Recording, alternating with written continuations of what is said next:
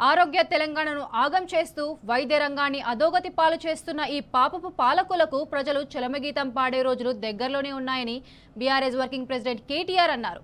వైద్యుల నిర్లక్ష్యంతో ఓ పసికందు చనిపోతే ఆ కుటుంబ సభ్యులను మంత్రులు పరామర్శిస్తారనుకుంటే అది అత్యాశ అవుతుందని అన్నారు.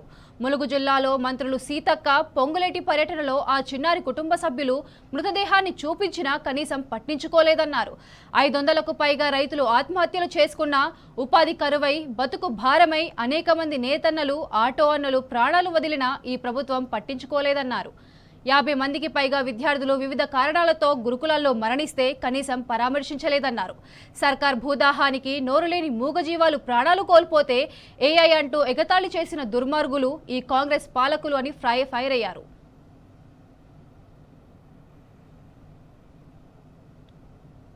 కరగని కాంగ్రెస్ గుండలు, కన్నెత్తి చూడని కాంగ్రెస్ నేతలు, మచ్చుకైనా మాట్లాడని ముఖ్యమంత్రి, మంత్రులు.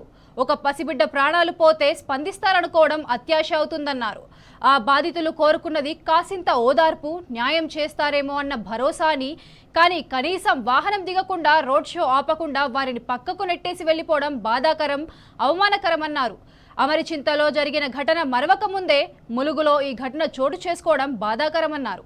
ప్రభుత్వ ఆసుపత్రుల పట్ల కాంగ్రెస్ సర్కారు నిర్లక్ష్యానికి ఈ సంఘటనలు సాక్ష్యంగా నిలుస్తున్నాయని కేటీఆర్ ఆగ్రహం వ్యక్తం చేశారు.